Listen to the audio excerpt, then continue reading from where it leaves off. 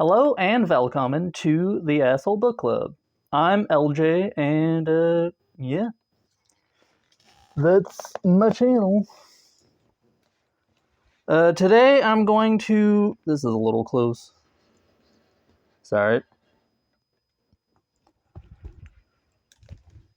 Today I'm going to be looking at 10 more third-party spells for D&D 5th edition. No.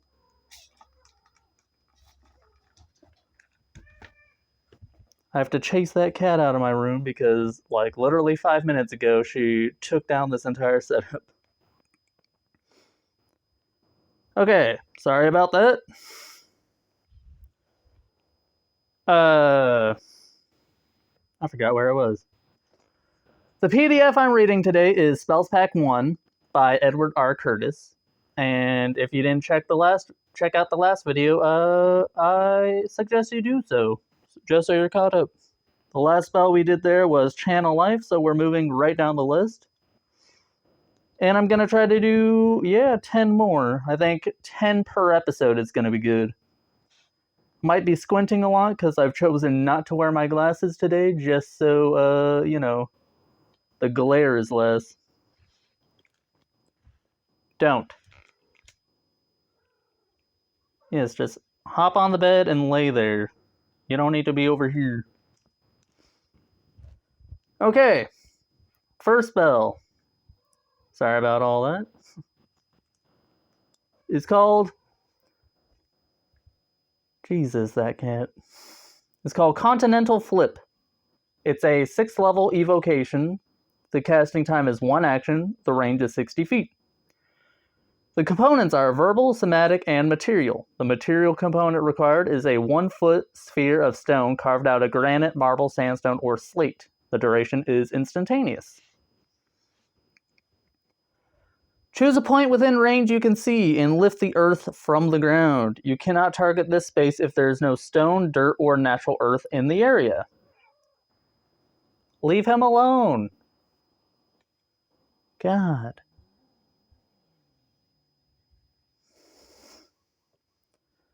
All of the earth in a 20-foot radius is pulled from the ground. This section of earth is then amassed above and smashed back to the ground.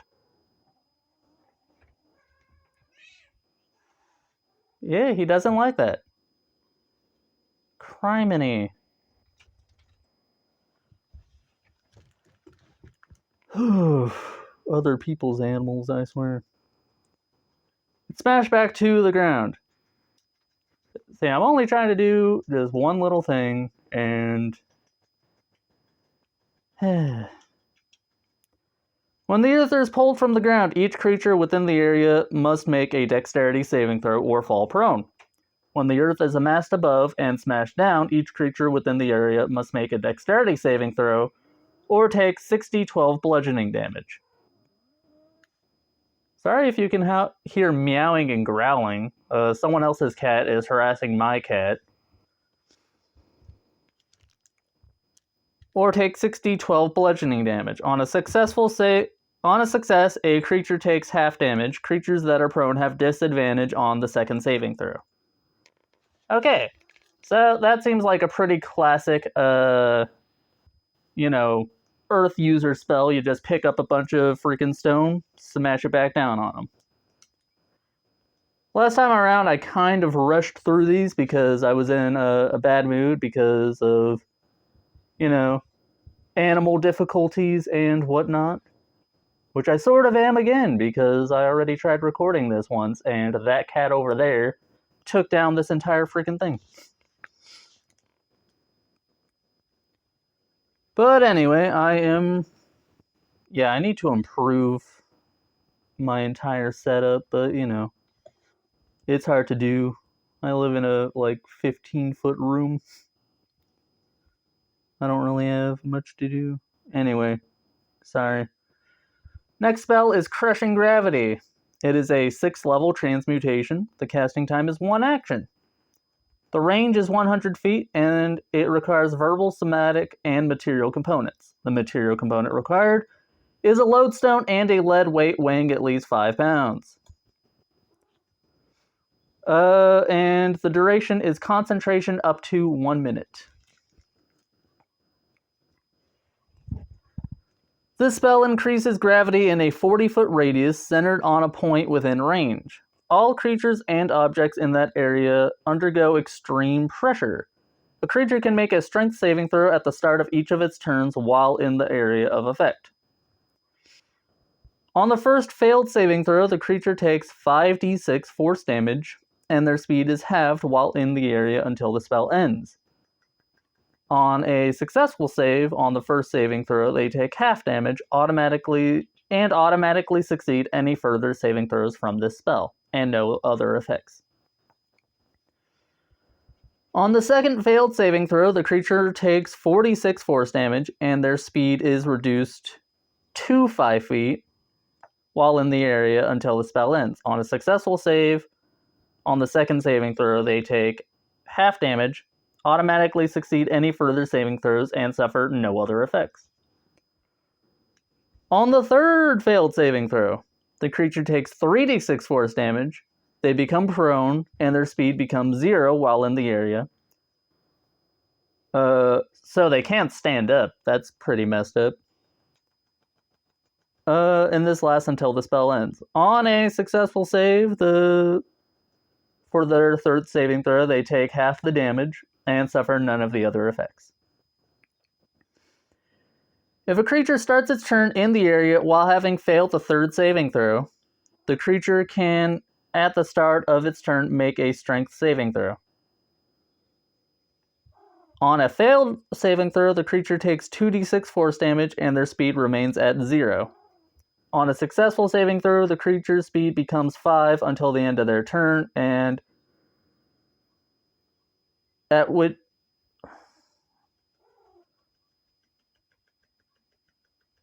until the end of their turn, which their speed becomes 0 at the end of their turn, they take 2d6 force damage as well. Okay, that's written somewhat oddly. But the total amount of damage they can take from this is like 14d6 if they fail like all of their saving throws. And it's pretty good battlefield control spell, so that's pretty interesting. Moving on to the third spell of today is simply called Cut.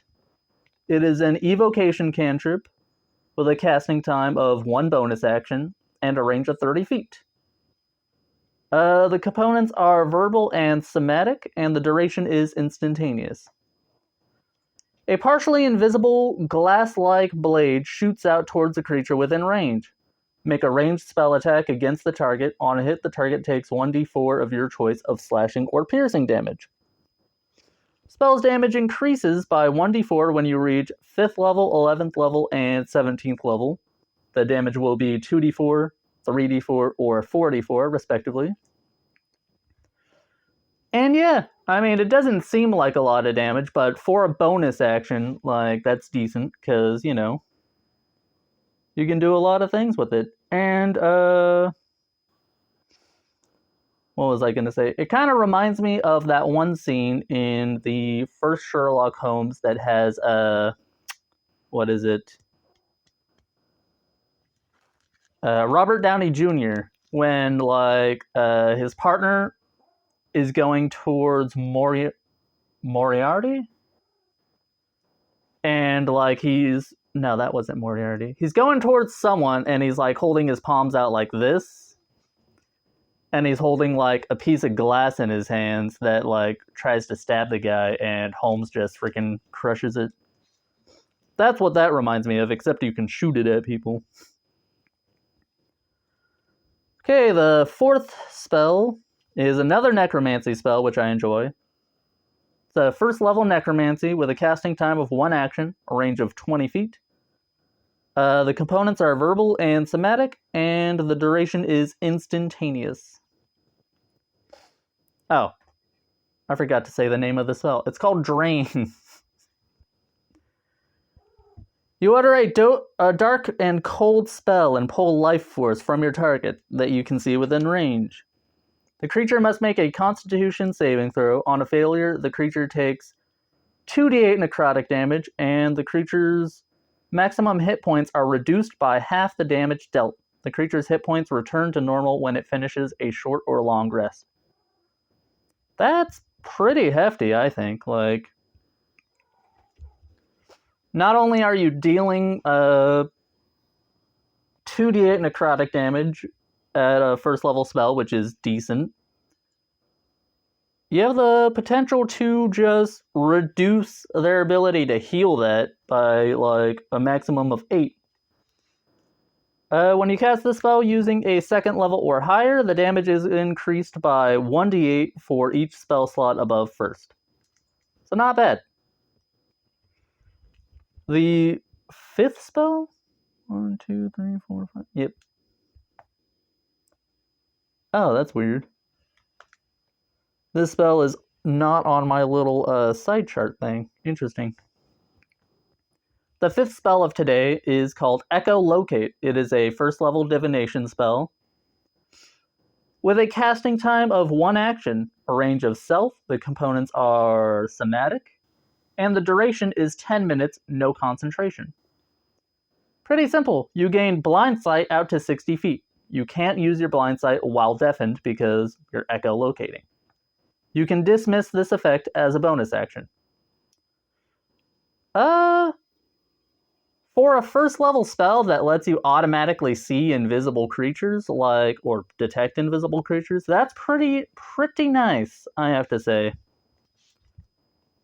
I would probably use that in my actual games, if my DM would allow me. That's something you have to keep in mind, is these are third-party spells, so you have to ask the person in charge if you can use them. But they don't seem overpowered or cheap. They follow the rules of the game, so, I don't see why not. The 6th spell of today is Enhance Weapon, which is just inherently better than Magic Weapon, in my opinion. Somewhat.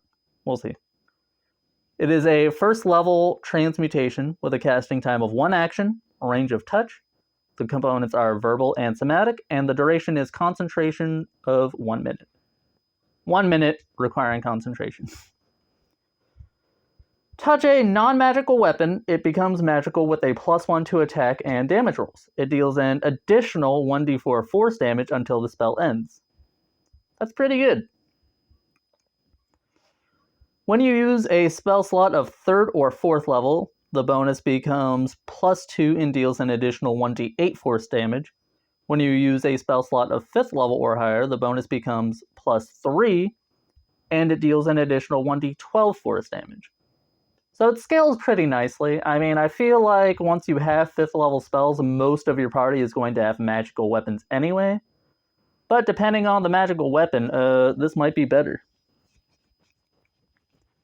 Sorry if my frame is weird. I realized I might have messed that up when I pushed my thing away, but it's fine. Okay, I think this is the... Crap, I lost my place. 1, 2, 3, 4, 5, 6. Okay, the 7th spell for today's video is Evoke Awe. It is a 4th level enchantment spell with a casting time of 1 action and a range of self.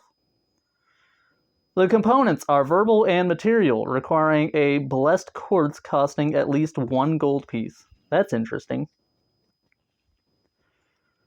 And the duration is 1 minute, requiring concentration. You conjure forth a beautiful light which pours out from yourself. This holy light emanates a bright light out to 5 feet and dim light to an additional 5 feet. So it illuminates a 10-foot area. All creatures who can see you within 15 feet must make a wisdom saving throw. On a failed save, the creature becomes charmed. While charmed by this spell, the creature is stunned and has a speed of 0. That is pretty hefty. If you move from the creature and it's no longer within 15 feet of you, the spell's effects end on that creature. That's fair. The spell ends for a creature if it takes any damage or if someone uses an action to snap it out of the awe. Still, a 15-foot area of stun, potentially, is pretty crazy. You can hold a lot of people just in place while the rest of your party, like, what is it? Fights the big bad guy, just keep all of his minions in place. And the spell does not end if you cast another spell or if you, like, make an attack. So you can actually fight a guy who, like, succeeded his saving throw while everyone else is stunned around you. That's nice. The 8th spell on this list is False Identity. It is a 4th level illusion with a casting time of 1 action, a range of 30 feet. The components required are verbal and somatic. Somatic is just like hand motions, by the way. I don't know if I have to say that. The duration is 1 hour, no concentration. Choose a creature you can see within range. That creature makes a charisma saving throw, or they will take on the look of another creature. Oh, that's interesting. Their clothing, armor, weapons, and other belongings take on this new appearance. You can make them look 1 foot shorter or taller, and can appear thin, fat, or in between. You can't change their body type, so they can only adopt a form that has the same basic arrangement of limbs. Otherwise, the extent of the illusion is up to you. The changes wrought by this illusion fail to hold up to physical inspection. For example, if you use this to add a hat to the creature's outfit, objects will pass through the hat. Anyone who touches it would feel nothing or would feel your head or hair. Their head or hair. If you use this spell to appear thinner, to make the creature appear thinner than it is, the hand of someone who reaches out to touch them would bump into them while seemingly still in midair. To discern that a person is disguised, a creature can use its action to inspect your target's appearance and must succeed an intelligence saving throw. No, wait. An intelligence investigation ability check against your spell save DC. So this one's kind of interesting because it requires a saving throw by the creature you're casting on, but it's written as like a kind of disguised self, but on another person. So I don't know. I'm sure there's some shenanigans you can do with that, but we'll see. I don't know. I don't really use illusion magic too much in my games. There's a lot of fun stuff you can do with it, I'm sure. Okay, the 9th spell for today is Flaming Wave. It is a 4th level conjuration. The casting time is 1 action. The range is 120 feet. That's pretty good. The components are verbal, somatic, and material, requiring a small lit candle. You can get those anywhere in the game. That's not that hard. That's a pretty simple one to grab. And the duration is instantaneous. You conjure a wave of fire that sweeps across an area within range. The area can be 30 feet long, 10 feet wide, and 10 feet tall. Wow. Each creature in that area must make a dexterity saving throw. On a failed save, they take 7d6 fire damage. On a successful save, they take half damage. The fire spreads out in all directions, igniting small flammable objects in the area within 30 feet of it. Holy crap. If you want to set a whole village on fire, this is the spell for you. And then vanishes, leaving a smoke cloud that heavily obscures the area out to the same range, lasting for 1 minute. The smoke cloud can be dispersed with a strong breeze or spell like Gust of Wind. I mean, that's pretty good. It does less damage than a Fireball, but I think it's more useful because you can do a lot more with it, I think. It has a wider area, and it causes the smoke cloud, which you can use to run away if you need to. Okay, our 10th and last spell for today is Halo of Peace. It is a 3rd level enchantment with a casting time of 1 action. The range is 60 feet. The components are verbal and somatic. And the concentration. The duration is 1 minute, requiring concentration. One humanoid of your choice that you can see within range must make a wisdom saving throw. And if they fail that saving throw, they cannot attack or cast spells on targets besides itself. At the start of each of the target's turns, it can repeat the saving throw. If it succeeds, it ignores the effects of the spell until the start of its next turn, where it must attempt the save again. See, that sounds good, but there are spells like Acidic Wave that technically have a range of self, but it just throws a bunch of damage out away from the person. So I feel like the language needs to be worked on a teensy bit for this to have the desired effect, because I think there's workarounds. And a person can just focus on buff spells on themselves, I suppose. So yeah, for a 3rd level enchantment, I wouldn't say it's the best, but it's not terrible. Okay. Sorry about my squeaky chair. Sorry about me yelling at the animals. Like, it's a part of my life. If you made it this far, thank you for bearing with me. Please like and subscribe. And leave a comment down below if you enjoy D&D content. What else? Yeah, I think that's about it, I think. If you have any documents like this on DM's Guild or somewhere else that are free and you'd just like it showcased a teensy bit by a small YouTube channel, then leave a comment about that as well. I don't know. I got nothing else to say, so have a good day, everyone. Thank you for watching, and yeah, hey da.